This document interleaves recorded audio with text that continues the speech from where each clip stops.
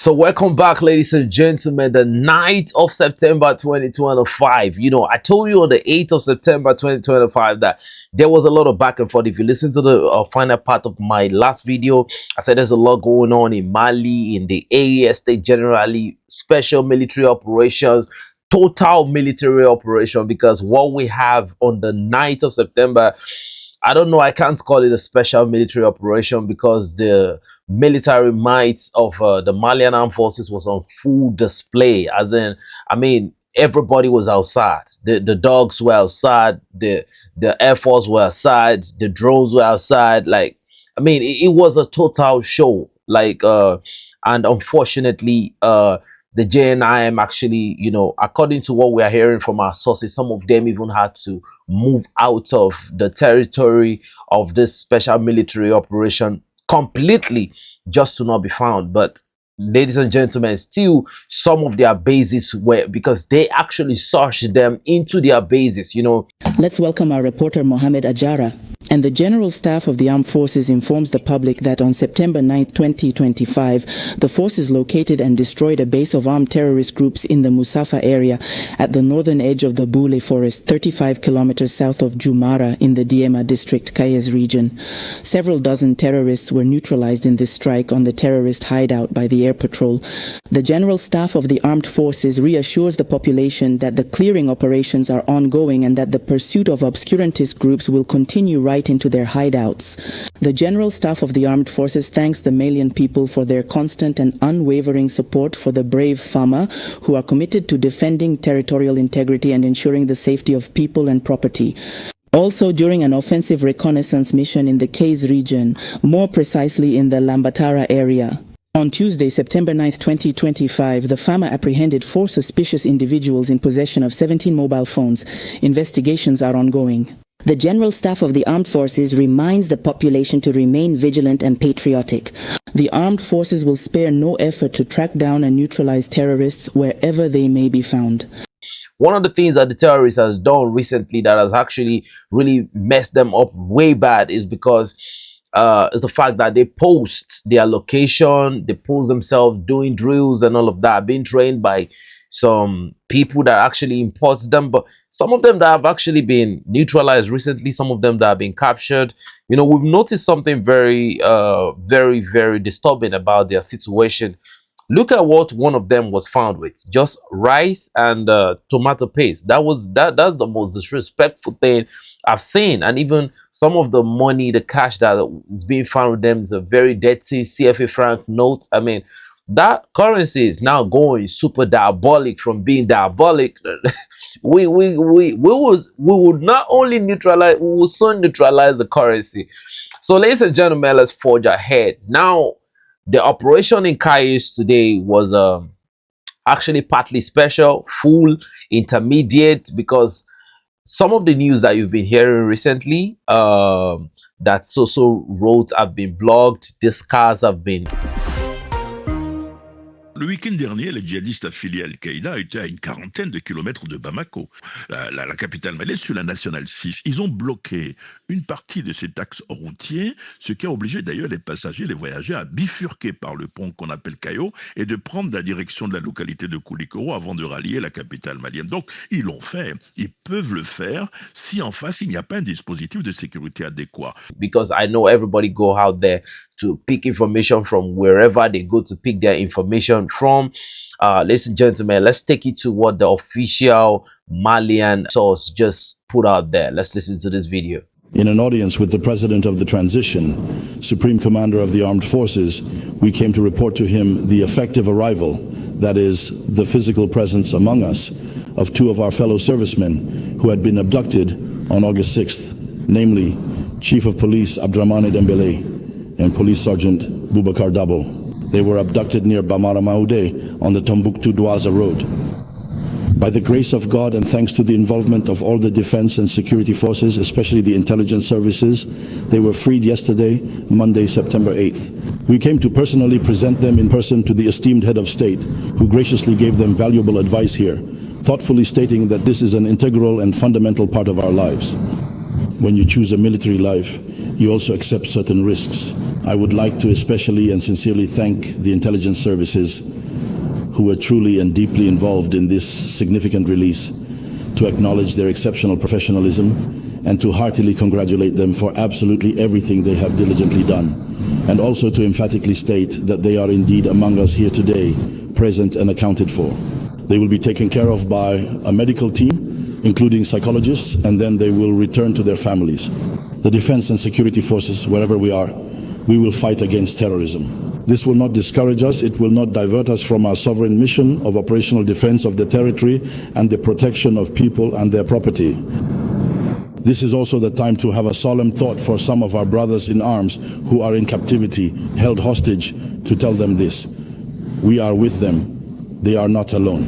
They have our message of support, and at the same time, we offer our condolences to those who were not fortunate enough to return to us, those who lost their lives in the prisons of these armed terrorist groups, to tell their families. And you can see that not only did they neutralize several terrorists, right? They actually released 2 policemen that were somehow, I think they were captured, you know, isolatedly captured, not like they were ambushed and they were captured. No, they were off duty, you know, and they were in places, you know, I don't know what they went to do in those places, but they were actually abducted. And ladies and gentlemen, fortunately for them, you know, their release was done through force. You know, it wasn't through maybe some talks or something. Or it was the collaboration of the military with some intelligence agency. You know, the AES intelligence have proved to be one of the best intelligence in Africa right now, and still so far so good. They are still undisputed, because some of the operation that actually happened in Kayes today was actually a very devastating operation based on the body count we saw. I think we are talking in the region of about there was a particular van that moved about 30 something bodies.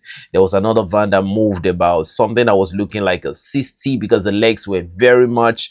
And you know, I mean, our sources were telling us that generally in Mali today, that more than 170 of those men were, you know, put to the mud today. And it's a very, very successful and a powerful military operation. Okay, lieutenant Omar Al-Hamma Idriss, commandant sous GTA D, du GTA commandant, basé à Sebabougou. On a une mission Mousrobi, qui est sans sécuriser RN3 et RN1, pour sécurisation pour que la population a vagué à l'occupation normale. Donc, on a vu qu'il y a un train, on a vu qu'il y a un coulé de nouveau là. Ani jugo matin, on m'a carré on va mais on est non, on l'a donné nos fana et nous sommes déterminés. And you can see the gravity. You can see where the troops were coming back after the body must have been moved. You can see the citizens of Kayes are very, very excited.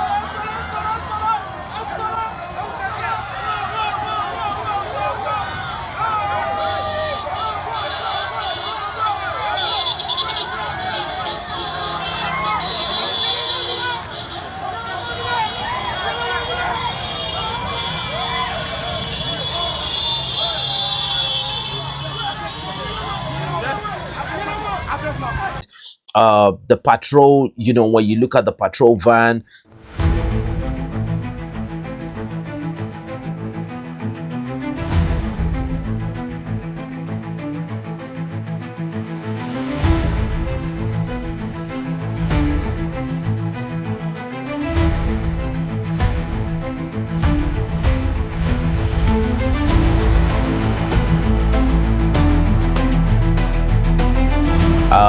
they were all over the place. The Malian troops were actually, you know, out there sending a warning out, like it was such a show of force, right? And this is what the enemy respect. You know, the enemy does not respect negotiation. The enemy does not respect friendship. The enemy does not respect any type of concession, because, you know, it shows that you are in a place of weakness. But the Malians actually showed today that, look, we won't negotiate our territory. We won't negotiate our sovereignty. That is what the Malians have actually showed today. And, you know, it was actually a very, very huge show of force.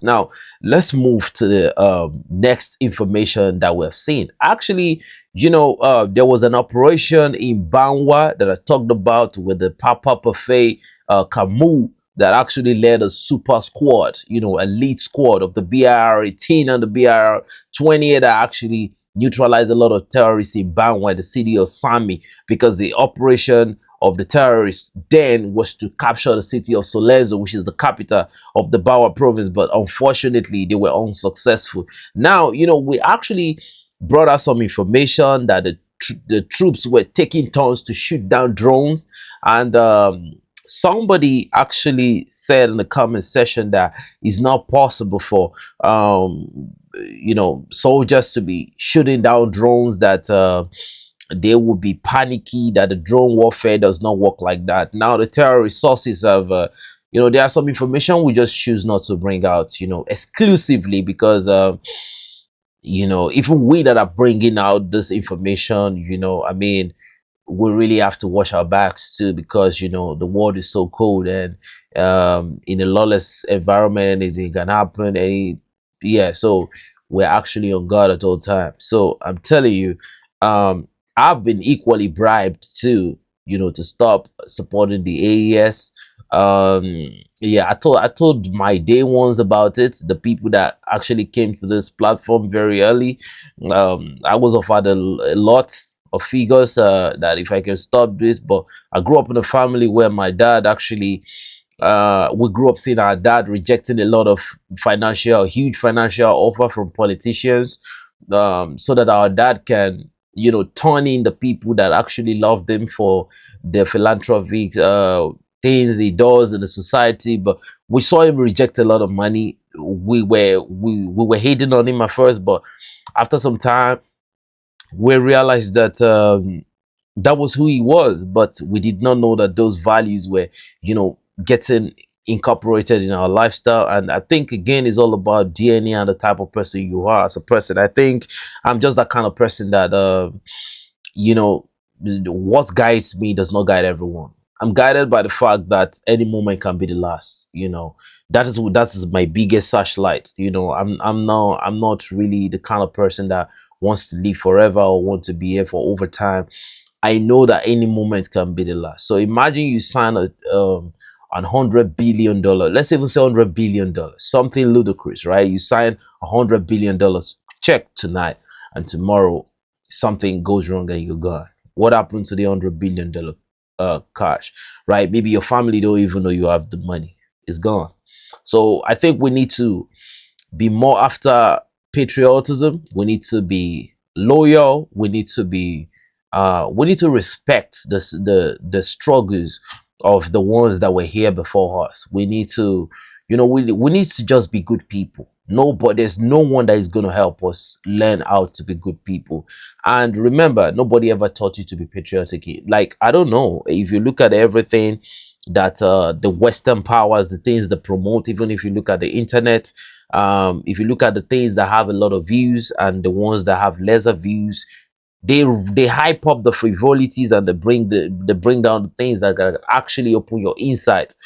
So get the game, don't flow with the propagandas. So actually This is the drone, one of the drone that was shot down, and this is the explosive. Actually, I mean, a lot of them of different type, FPV, fiber optics, they were actually brought down. And look at the explosive that was attached to them. If you look at the configuration of this drone, if you look at the configuration of the explosive and the way the camera was inverted, pointing towards the tip of the explosive, you actually know that the guys that actually fixed the drone, they were well trained. And I felt like they were trained by Ukrainians, because those are the people that have actually publicly come out to posture out there that, look, we want to train and do everything they are doing. And France is actually funding and backing them up. And I want you to get a bigger picture. When we say France is from, the EU is involved too. And at the same time, because if you look at the entire EU nation, the question is, what do they have? They have a lot of industry. They don't have no resources. That's the question. So where are they getting the resources from, right? It's a lot of questions we need to talk about. And again, today, Burkina Faso actually did a serious clear out in some provinces. Ladies and gentlemen, according to the information we received, going to the north of 76 bodies, right, were actually neutralized. I'm talking about 76.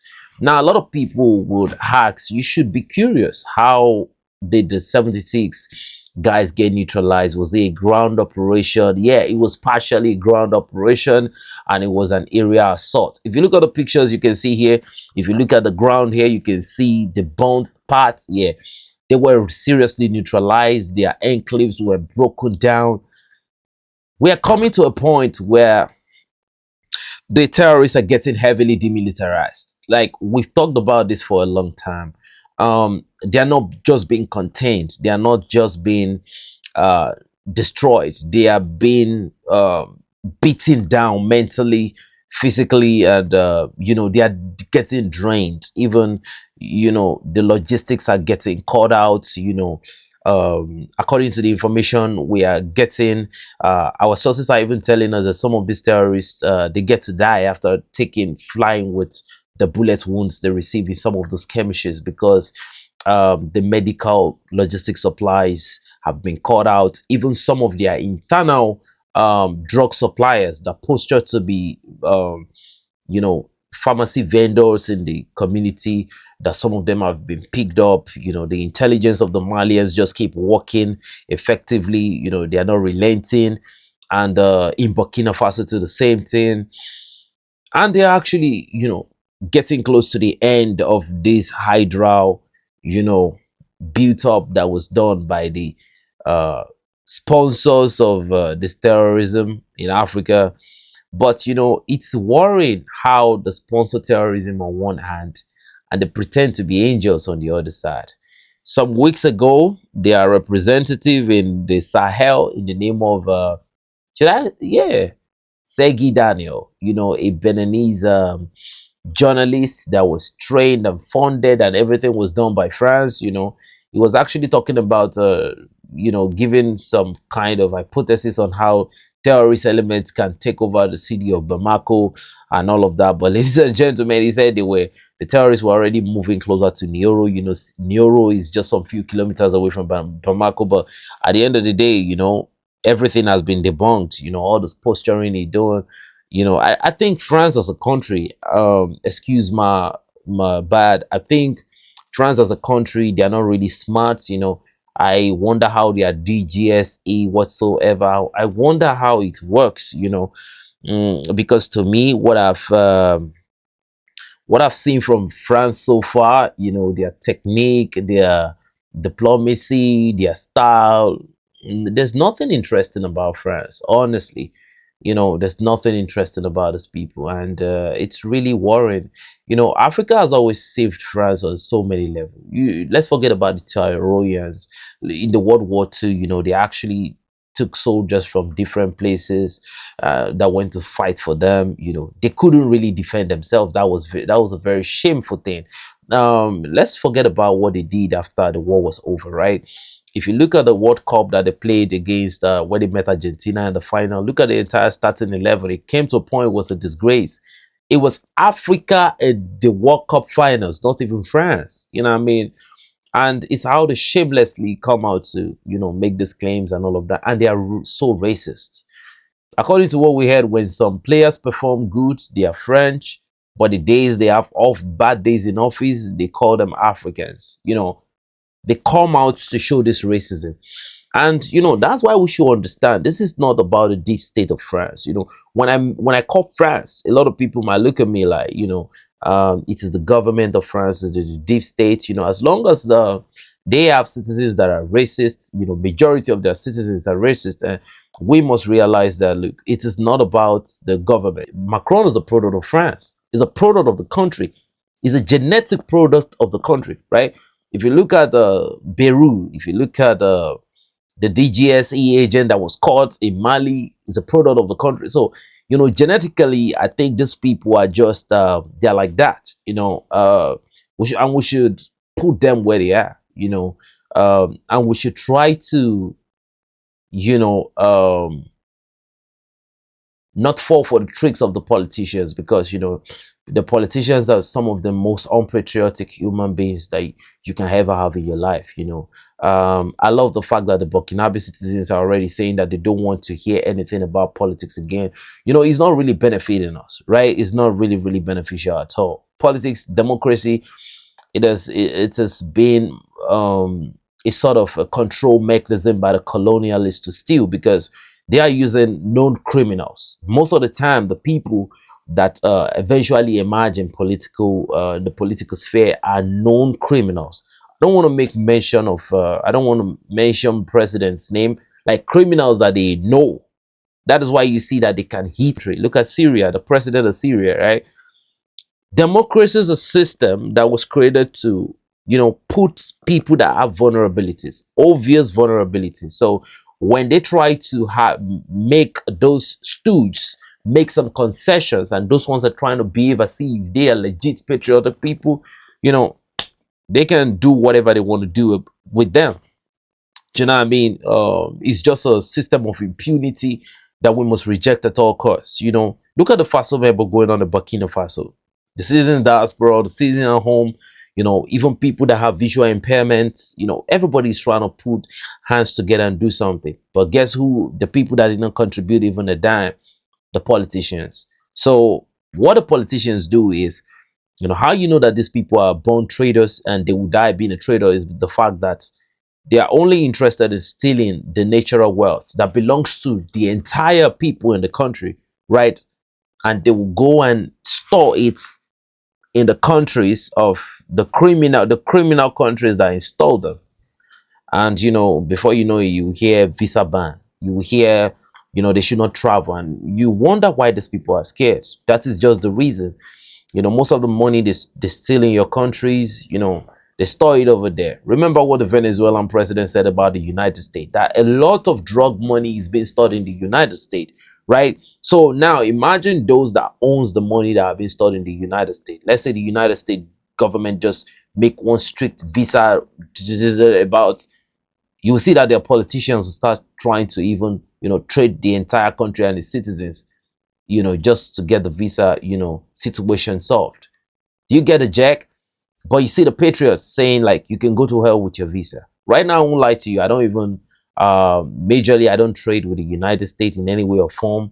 I trade to Temu. I trade a lot with Chinese. I trade a lot in local currency with my citizens. I have friends in Ghana that, we actually do business together. In any way or form, we have to do everything we can in every way or form, mentally, physically, socially, to undermine the colonialists. So let's go to the breaking news of today. In one way, France is trying to undermine the Sahel, the security situation in the Sahel.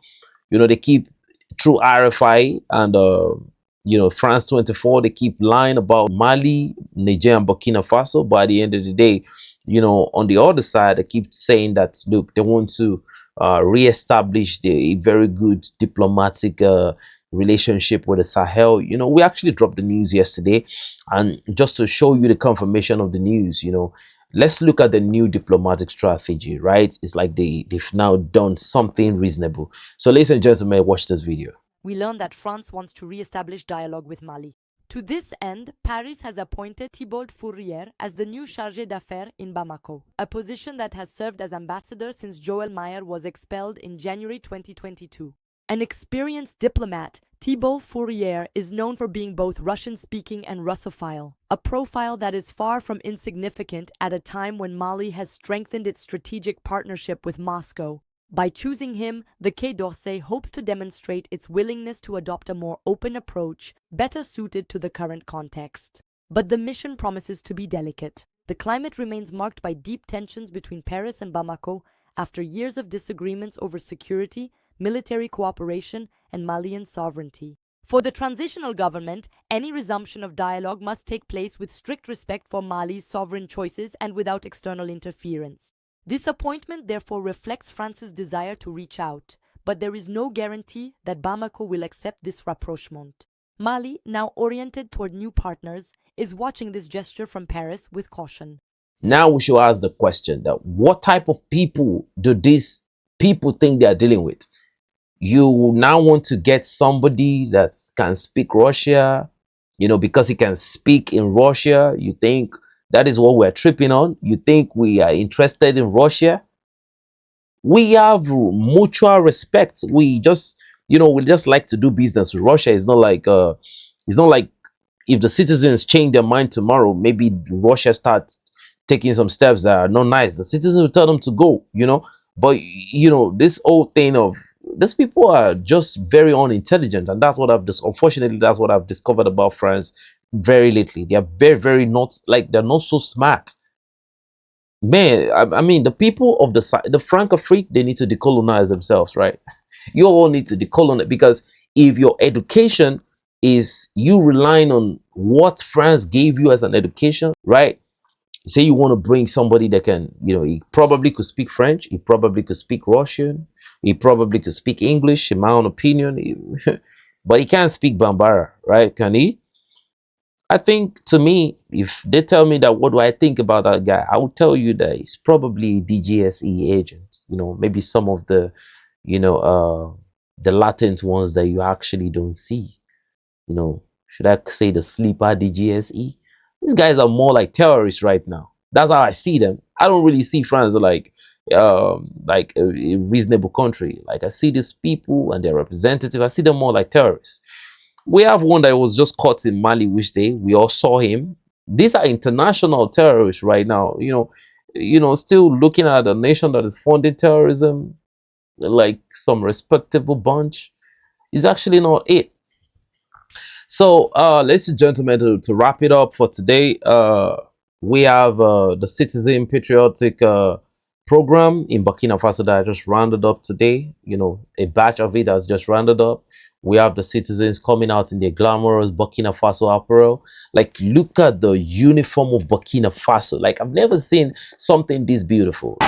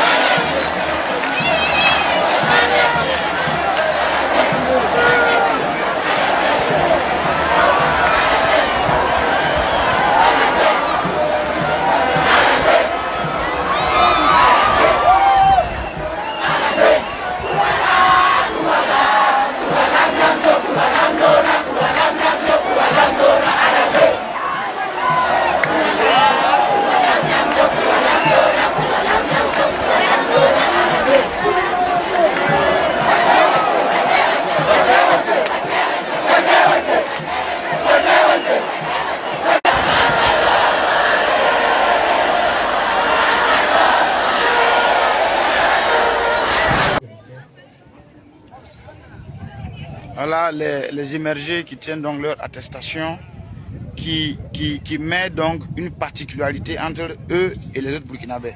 Ceux qui n'ont pas eu la chance de participer à cette immersion, nous sommes extrêmement jaloux et nous demandons à ce que le gouvernement revienne un peu et pense à nous qui avons eu donc le bac bien avant. Alors donc, direct terminé, on va faire maintenant des simples. But look at Burkina Faso, man. This is so beautiful. The citizens are loving what is going on. You know, but the billion-dollar question I like to ask everyone here, right here, you know, because this is why I'll draw the curtain is, why is it that the politicians continue to say that the military regime is actually a bad regime? And why do you think the West are always trying to deflect Africa away from having a military person rule them? I think there is something that we don't know. And if you look at most countries that have been ruled by military personnel in Africa, to look at Paul Kagame, right, of Rwanda, look at the AES. I think Guinea is still doing great. To me, I won't lie to you, man. In my own opinion, I think there's something that is not right about that narrative. But ladies and gentlemen, you can give us your opinion in the comment section below. It's your boy 7200 signing out and upset. But before I go, if you're feeling generous, kindly help us drop a like in the comment section below. I love you all. Much respect. 72 salute. See you when I see you.